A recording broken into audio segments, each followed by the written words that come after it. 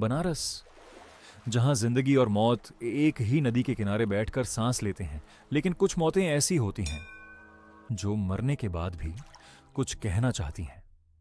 गंगा के किनारे जब पहली लाश मिली तो लोगों ने इसे एक आम मौत समझा, शायद हादसा या शायद आत्महत्या। लेकिन पुलिस तब रुक गई जब उन्होंने उस लाश के हाथ में एक भीगी हुई चिट्ठी देखी।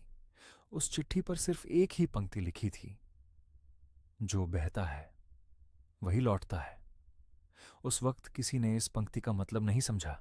3 दिन बाद फिर एक लाश मिली।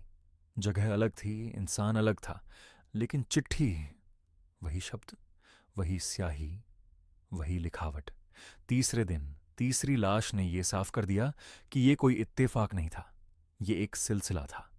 इंस्पेक्टर आस्था के लिए यह सिर्फ हत्याओं का मामला नहीं था, यह किसी का संदेश था। लेकिन सवाल यह था, यह संदेश किसके लिए था?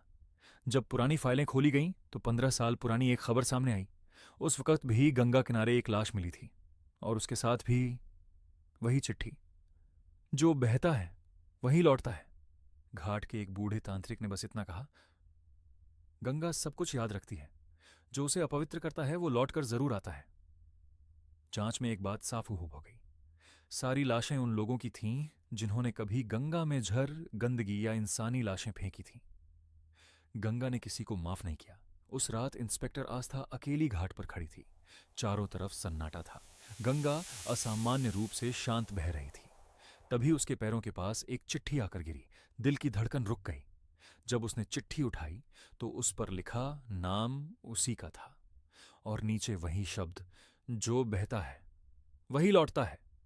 उस पल आस्था को समझ आ गया, गंगा किसी को सजा नहीं देती, वो बस हिसाब पूरा करती है। गंगा ने कभी कातिल नहीं चुना, उसने सिर्फ लिखा हुआ लौटा दिया। और अब सवाल सिर्फ एक है, अगली चिट्ठी किसके नाम होगी?